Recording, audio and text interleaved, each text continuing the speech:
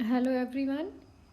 Previous class में हम लोगों ने गैलीलियन ट्रांसफॉर्मेशन इक्वेशन तक पढ़ा था और मैंने एक होमवर्क दिया था आपको कि आपको एक्सेलरेशन ट्रांसफॉर्मेशन प्रूव करना था कि इज इट इनवेरिएंट और नॉट इनवेरिएंट। उम्मीद करती हूँ आप लोगों ने उसको सॉल्व कर लिया होगा। आज हम आगे बढ़ते हैं। आज का टॉपिक है माइकलसन इंटरफेरोमीटर। बट उससे पहले हम ये देखेंगे कि माइकलसन इंटरफेरोमीटर एक्सपेरिमेंट क्यों किया गया था। तो गैलीलियन ने ही हाइपोथेसिस दी थी, ईथर हाइपोथेसिस,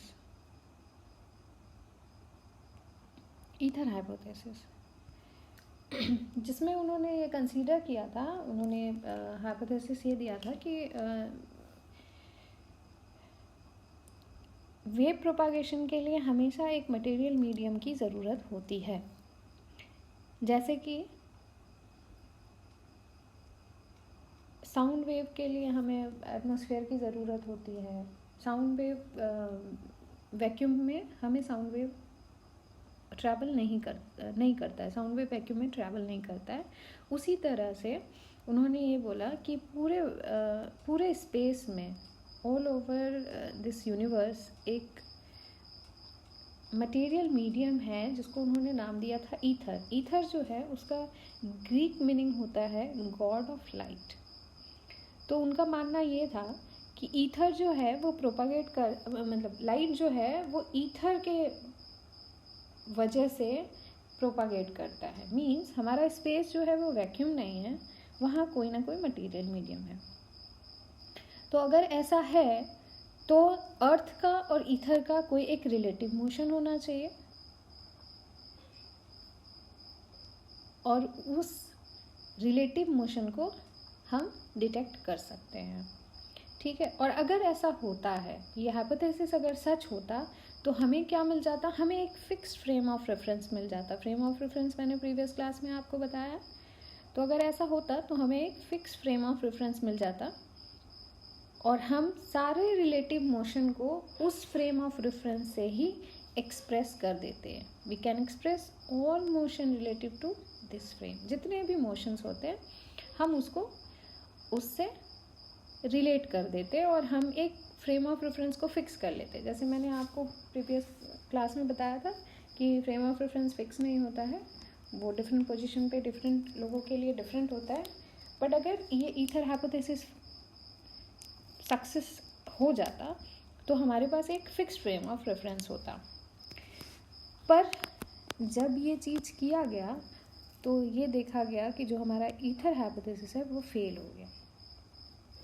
मीन्स कि presence of ether could not be detect ही नहीं कर पाए कि हाँ, मतलब हमें एविडेंस ही नहीं मिल पाया कि ईथर है पूरे स्पेस में या कहीं भी। यही ईथर हाइपोथेसिस को प्रूव करने के लिए माइकलसन मॉर्ले ने एक्सपेरिमेंट किया था।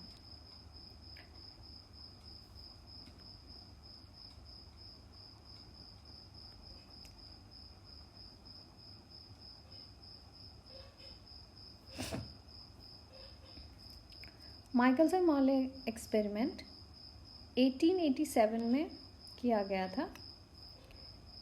1887 में माइकलसन और मॉर्ले दो अलग अलग साइंटिस्ट थे। उन्होंने ये एक्सपेरिमेंट लैब में किया था। ये एक्सपेरिमेंट का डायग्राम है, मैं इसको आपको एक्सप्लेन करती हूँ बहुत अच्छे से, आप आराम से इसको सुनो। ये एक मोनोक्रोमेटिक सोर्स ऑफ लाइट है। ये एक मोनोक्रोमेटिक सोर्स ऑफ लाइट है। यहाँ मैंने एक स्लिट लगा दिया, यहाँ मैंने एक स्लिट लगा दिया और ये मोनोक्रोमेटिक लाइट जो है वो यहाँ से पास हुआ।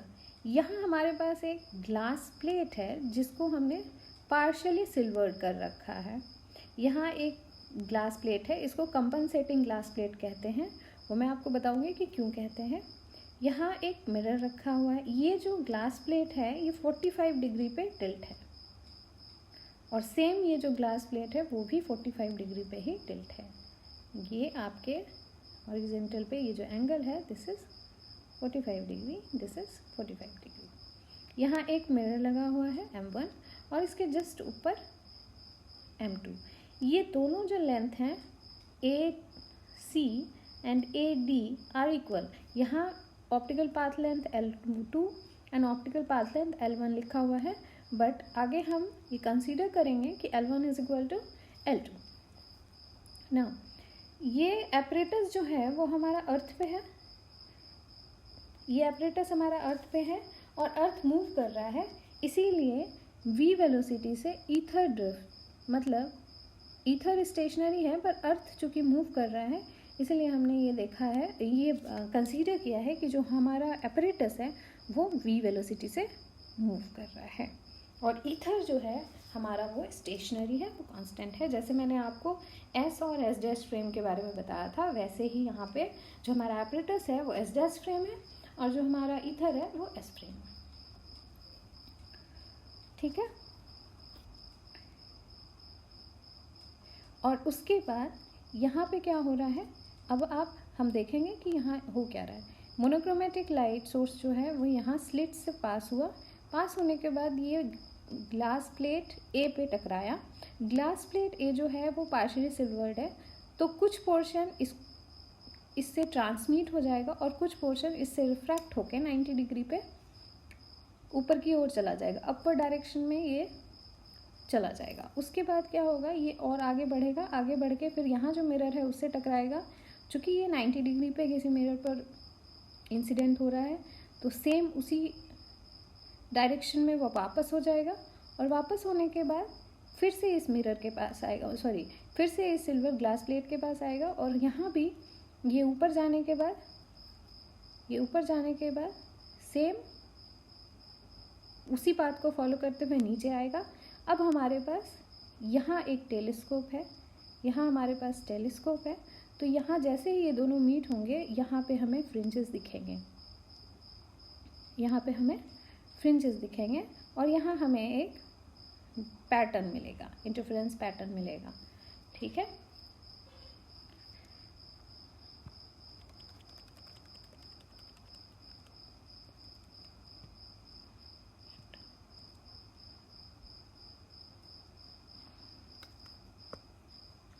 हमें एक इंटरफेरेंस पैटर्न मिलेगा ना। उस डायग्राम को आप एक बार और अच्छे से देख लीजिए। हाँ, और कंपनसेटिंग ग्लास प्लेट के बारे में मैंने आपको नहीं बताया। ये जो कंपनसेटिंग ग्लास प्लेट है, इसका काम सिर्फ इतना है कि ये लाइट के मीडियम को कंपनसेट कर रहा है। अब इसको आप ध्यान से देखिए,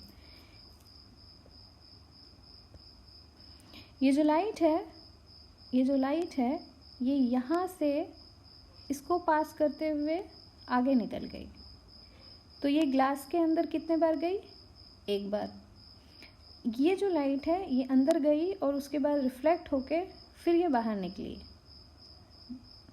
तो 1 2 और फिर ये नीचे आते हुए एक बार और इससे ट्रांसमिट हुई, एक बार और इससे, यानी कि ये जो लाइट है मीन्स जो optical path length L2 travel कर रहा है वो लाइट 3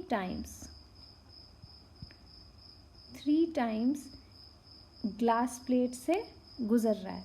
बट ये जो लाइट है वो एक बार ट्रांसमिट हुआ, उसके बाद यहाँ आई, फिर वापस आई और यहाँ पे सिल्वर सरफेस से टकरा के ही यहाँ वापस टेलीस्कोप में चली गई। तो ये सिर्फ एक टाइम के लिए है,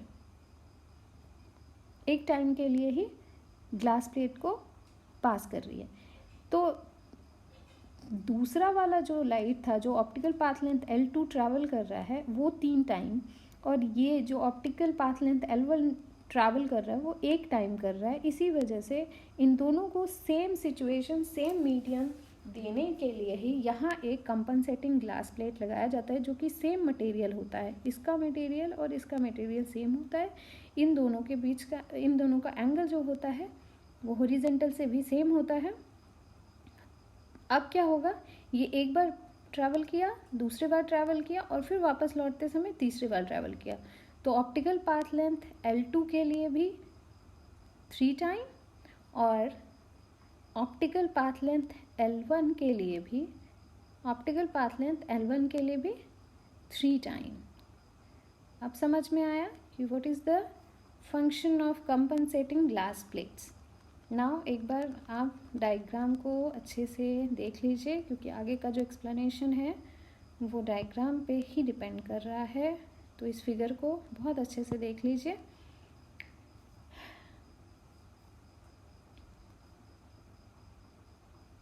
ना the velocity of apparatus earth पे है, तो इसीलिए अर्थ का हम relative to ether is V in the direction of AC। मैंने पहले ही बता दिया कि वो v वेलोसिटी से मूव करवा रहे हैं। The relative velocity along AC is equal to C minus V, क्योंकि लाइट भी उसी डायरेक्शन में जा रहा है जिस डायरेक्शन में हमारा अर्थ मूव कर रहा है, इसीलिए C माइनस V। आपने रिलेटिव वेलोसिटी का फॉर्मूला पढ़ा हुआ है, तो दोनों वेलोसिटी क्या हो जाएगी, माइनस हो जाएगी। तो speed of light minus speed of apparatus। ना relative velocity of light while returning, जब वो रिटर्न हो रहा है, मतलब C से A। आप डायग्राम एक बार देखना चाहते हो, आप डायग्राम जब A से C में गया तो C की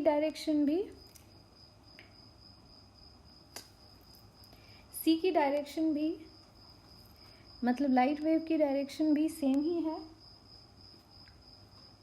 V के डायरेक्शन में ही लाइट वेव मूव कर रहा है, ये V के डायरेक्शन में ही लाइट वेव मूव कर रहा है, और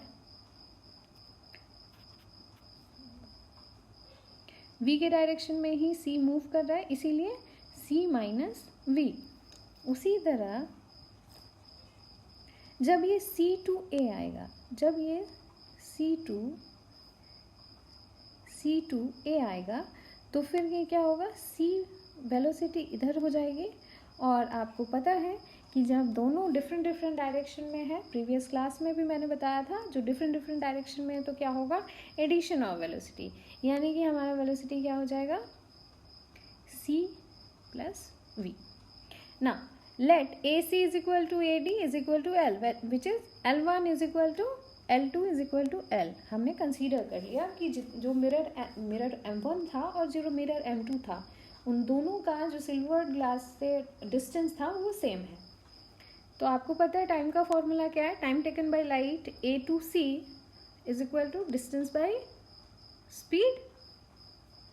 तो ये हो गया डिस्टेंस आपका L और स्पीड C माइनस V।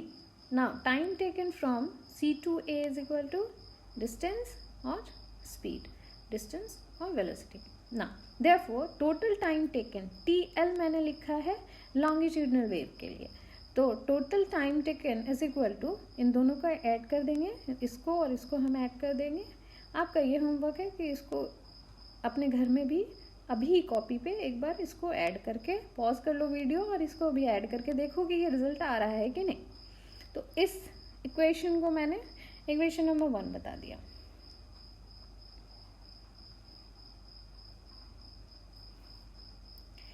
ना for ray moving upward from A to D। अब इस डायग्राम को, इस फिगर को आप अच्छे से देखिए। अभी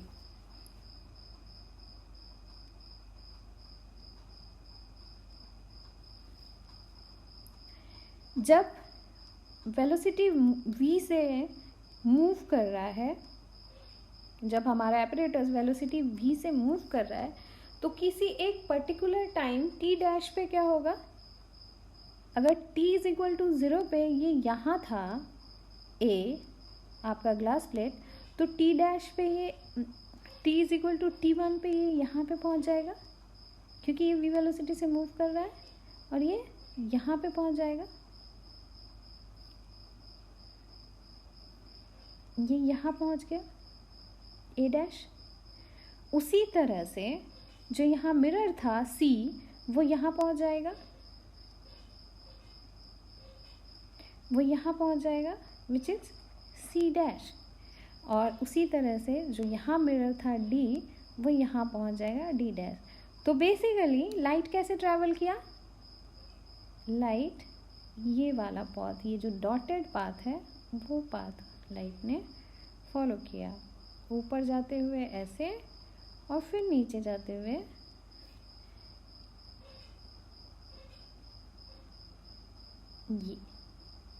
ये पाथ उसने फॉलो किया ना।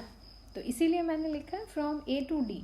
तो ए डी डैश यहाँ से यहाँ तक का क्या हो गया, सी वेलोसिटी से लाइट मूव कर रही है, और सी वेलोसिटी से अगर मूव कर रही है लाइट तो C into T is your distance, C into T one. And D dash means this is D dash. तो इन दोनों के बीच में क्या, ये v वेलोसिटी से मूव कर रही है एट टाइम t1, तो इसीलिए vt1।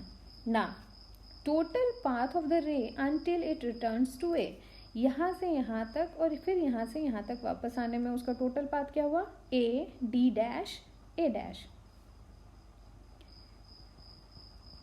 देखिए d डैश लिखा हुआ है, कंफ्यूज नहीं होइएगा d से,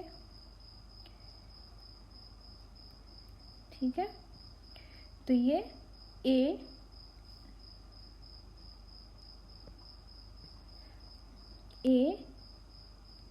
D dash A dash, A D dash A dash.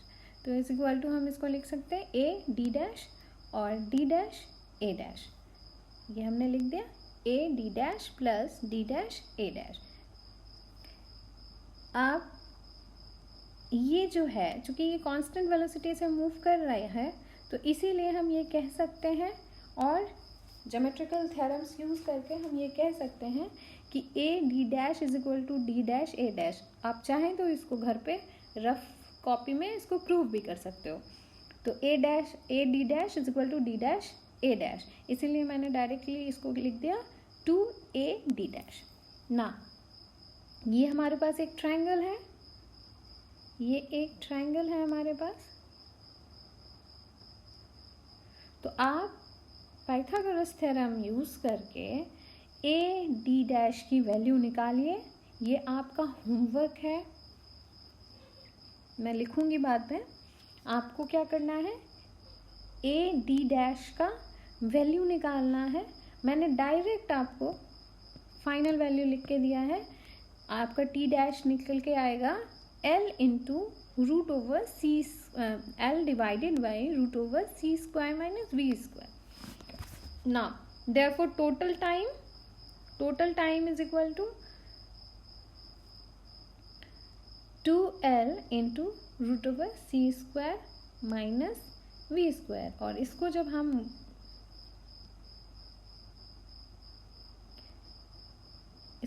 हम calculate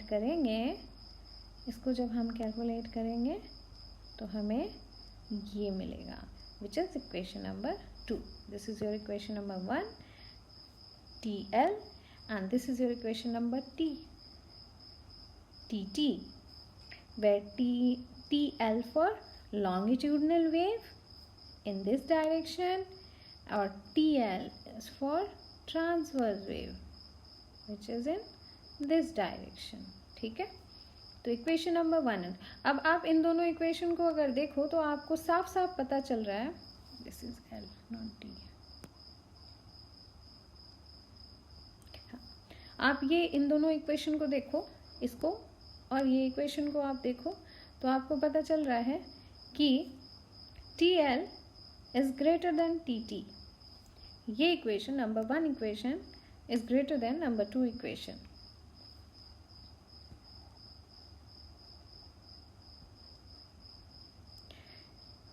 Therefore the time difference is delta t is equal to बड़ा माइनस छोटा।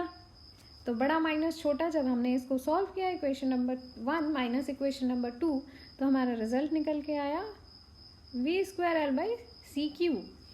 डिस्टेंस का फॉर्मूला आप सबको पता है, इसीलिए ये basically this is your path difference,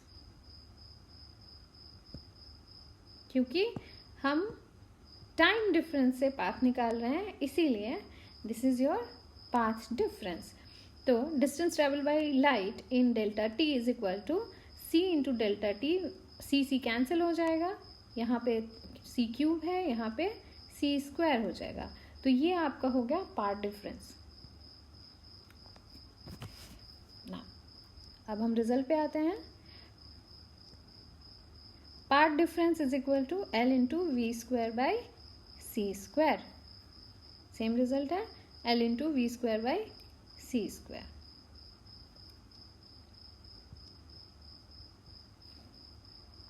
if apparatus is turn through 90 degree. अब क्या किया था, अब माइकलसन मॉर्ले ने एक बार ये पार्ट डिफरेंस निकाल लिया, उसके बाद इन्होंने क्या किया, apparatus को 90 डिग्री से रोटेट कर दिया। जब उन्होंने 90 डिग्री से रोटेट कर दिया और उसके बाद सेम प्रोसेस से, अगर आप चाहो, आपके पास टाइम है, आराम से आप घर में बैठो और apparatus को रोटेट करने के बाद पार्ट डिफरेंस कैलकुलेट करिए। जैसे अभी हम लोगों ने पार्ट डिफरेंस कैलकुलेट किया, सेम प्रोसेस है आपको पार्ट डिफरेंस कैलकुलेट करने का। बट जब आप रोटेट करोगे तो क्या होगा, ये पोर्शन जो है, जब आप रोटेट करोगे तो ये पोर्शन जो है, ये पोर्शन ऊपर को आ जाएगा और ये जो पोर्शन है ये आपका इधर को आ जाएगा। आप इमेजिन करो, ये रोटेट हो गया, रोटेट हुआ तो क्या हुआ, 90 डिग्री से रोटेट हुआ तो क्या हुआ, ये पोर्शन उठ के यहाँ चला आया, ये पोर्शन उठ के यहाँ चला आया, ये इधर आ गया और ये इधर आ गया, यानी कि यहाँ पे सोर्स हो गया आपका। बताती हूँ,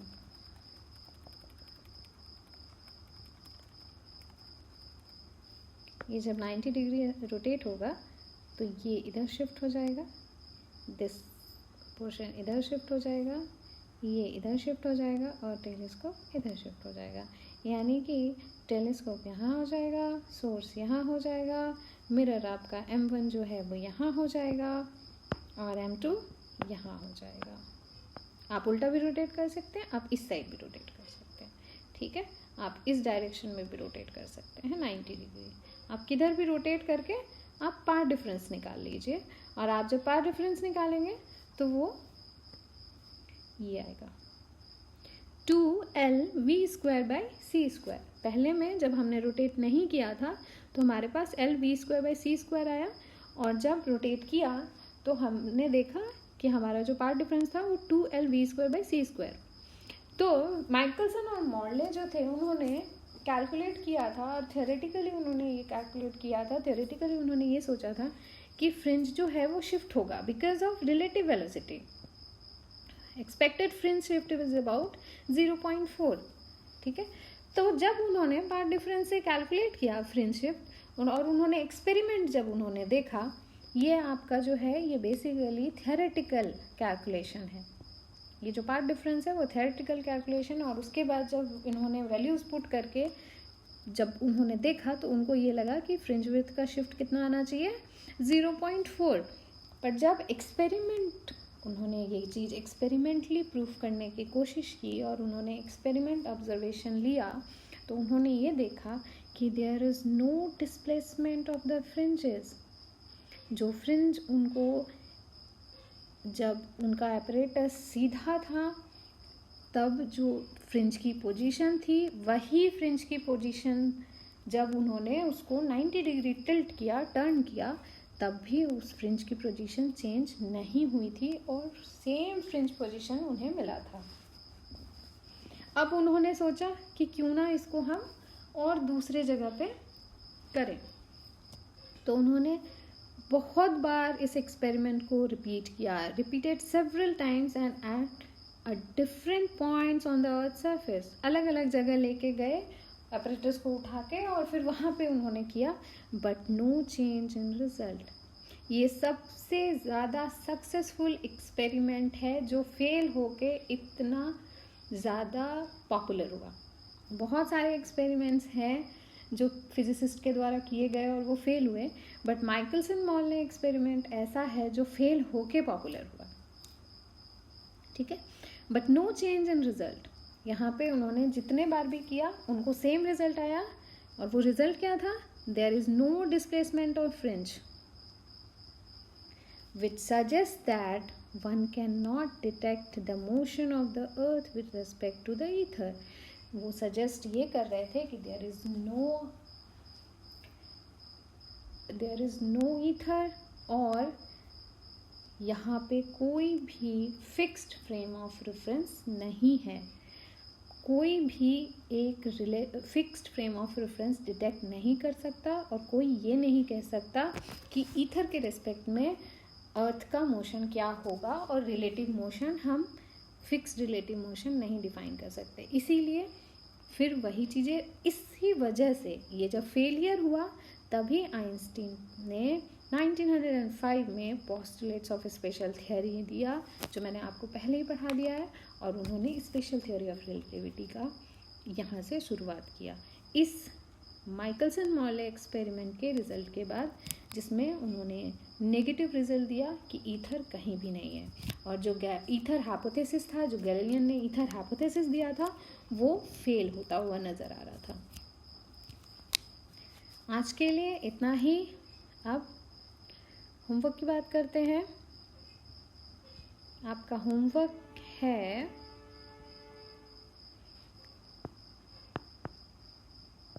पहला होमवर्क, आपको पता है पाइथागोरस थ्योरम से आपको ये फाइंड आउट करना है, पाइथागोरस थ्योरम से आपको ये फाइंड आउट करना है।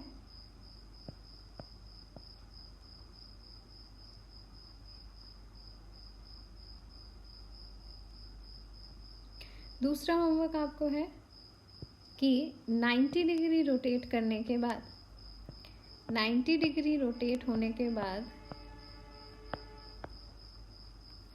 आपको पाथ डिफरेंस निकालना है, एंड बुक पढ़ना है। मोस्ट इम्पॉर्टेंट, बुक पढ़ना बहुत ज़रूरी है। आप अगर आपके पास बुक अवेलेबल नहीं है तो इंटरनेट से माइकलसन मॉर्ले एक्सपेरिमेंट के बारे में पढ़िए, जितना हो सके उतना पढ़िए, आपको समझ में आएगा। और एक बार फिर से इसको पढ़ने से पहले डायग्राम एक बार और देख लीजिएगा। आपका होमवर्क इतना ही है कि आपको पाइथागोरस थ्योरम से वो जितने भी मैंने कैलकुलेशन जंप किए हैं, स्टेप जंप किया है, वो सारा कैलकुलेशन आपको घर में रफ कॉपी पे करके देखना है। सेकेंड 90 डिग्री रोटेशन से, सेकेंड आपको 90 डिग्री रोटेशन करने के बाद पाथ डिफरेंस निकालना है आफ्टर, और आपको बुक पढ़ना है। जितना अभी तक मैंने किया उस सबको रिवीजन करना है। नेक्स्ट क्लास में हम पढ़ेंगे लॉरेंस ट्रांसफॉर्मेशन इक्वेशन। अभी के लिए इतना ही। Thank you and all the best.